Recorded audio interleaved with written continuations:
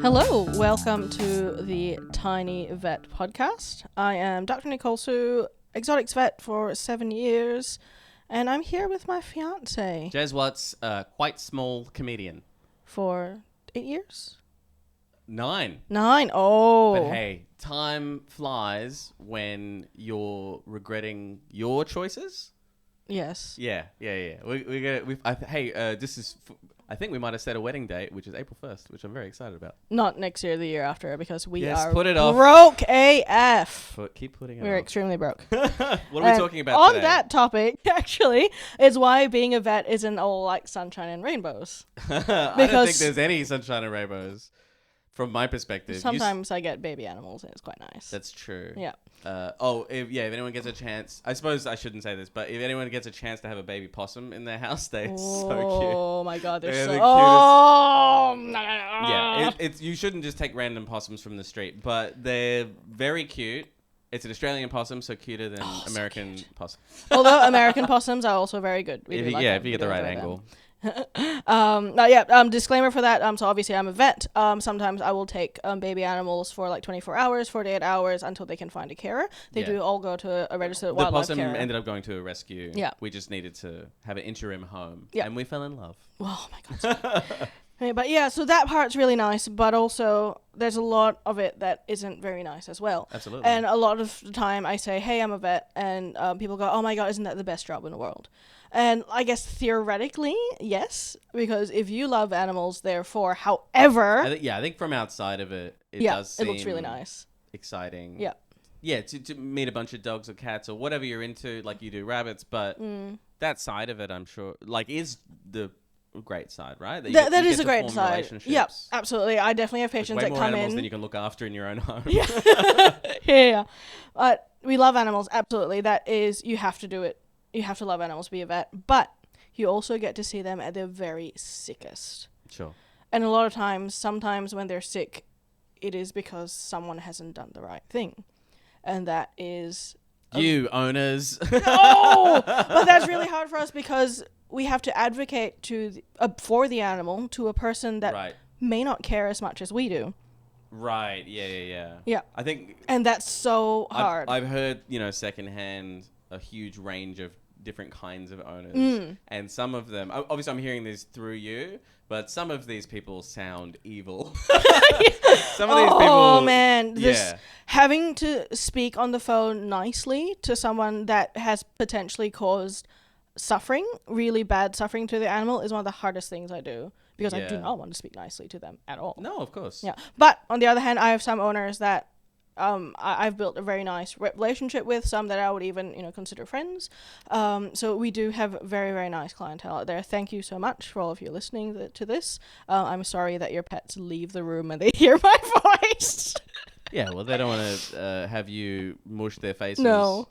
But that's the other thing, all right, why am I a rabbit vet? Because I freaking love rabbits. They're one of my favorite things in the world. Absolutely. And they all do not enjoy coming to see me. It is not the highlight of their day. I think, yeah. I mean, you do force, kisses on rabbit faces against their will. I do. A lot. Yeah, amongst other things. I think, though, it does speak to that rabbits, even while they might not necessarily like seeing you all the time, they don't hate you because you've never been bitten. Never. Despite the fact you constantly without rabbit consent just kissing them right on the face. Crazy. Almost every rabbit I meet I kiss right on the lips, and they don't like that. It's not their favorite thing. I've never been bitten. So, it is insane to me. Everyone's like, one day I'm like, I don't know, man, it's been 7 years. Yeah, it's crazy. But yeah, they generally don't enjoy seeing us, so that sometimes you get a bit sad because sometimes you really like these patients and they see you and they're just like, oh no. So, yeah, you wouldn't like seeing someone who squeezed your bladder all the time. It's very fair. I understand. I'm just saying it makes me sad. Yeah, of course. And I mean, and when you have sometimes you have these horrible days, like there's some days where you think, man, nothing went right today. Right. And then you want to eat your feelings when you go home. Yes. And you check your bank balance and you're like, oh, damn, I cannot afford to eat my feelings. Yeah, I see that a lot. So you go home and you're like, you're instant. So that's another big thing where we actually genuinely just don't have any money. Yeah. I think we've probably covered that already. We have. But yeah, I think that's a big misconception. But it's something where... Because the cost of vet bills is not all going to the vet, you know? Yeah. It's going to intermediaries. It's going to companies that make medicine yeah. and instruments. It is expensive. And rent and but all kinds of things. It's definitely a huge bummer when you're like, oh, I can't afford to eat my feelings at the end of the day. Sure. And you know, it's a big stressor. I think there's been studies on it where being broke all the time really negatively impacts your health and your physical. What? Your what physical a and mental surprise health. to me. So that's not great. A lot of my US colleagues, they have enormous loans from vet school. Man, I don't know how some of them do it. Yeah, because sure. they've got to do a pre-vet, so they've got to go to college first, and then they go to vet school after that. So they've got these crazy loans that they probably were not going to pay off until they're like 60 years old. Sure. Yeah, So that's another stressor. And we can't really afford nice vacations to just properly disengage and reset. Sure. So that part I find really hard, because I've technically been on vacation the last 2 weeks. And what have I been doing? All right, working harder for my other jobs. Yeah. We were supposed to have a 3, like I have to fly into States soon. We're supposed to have a 3-day vacation together that you were going to come into state for 3 days. And that was this huge struggle to get you to agree to. And then after we'd already agreed to it, a few days later you were like, it's 2 now. Can't get away for 3 days. No.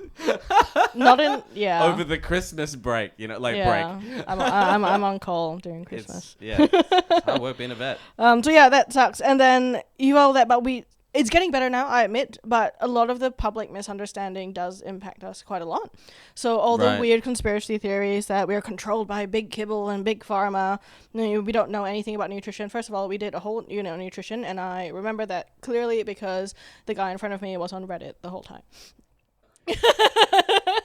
But we do actually. Did he own a fedora? I feel like Reddit No, he didn't. But that was a long time ago. That was, I think, 10 years ago. He has since bought a fedora.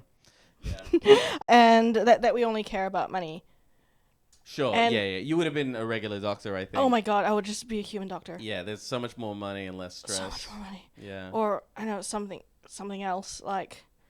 Well, apparently, programmer. I recently learned that programmers make a lot more than vets. Yeah. Yeah, that was horrible to learn. I mean, it's okay that people make money. They deserve it, but oh man, that hurt me. Yeah. And also, like I'm a pet owner as well. Like I've got my own pets to pay for. So yeah, I do need to get paid. Yeah, I think there are. Yes, you just had to settle up a bill at your own clinic where you're getting a discount. It threw me for a loop. Oh, my savings are done. I have no savings anymore. Yeah. I think most vets I've met, they all have, multiple pets at home. Yeah. And so those bills add up as well. And they're all broken. Like, they're all like, oh, you're so cute. You're so munted. I'll take you home. Like me. Yeah. The Tiny Vet Podcast is brought to you by Upilio. Sources for our topics can be found at upilio.io. Outro music by Matt Charleston.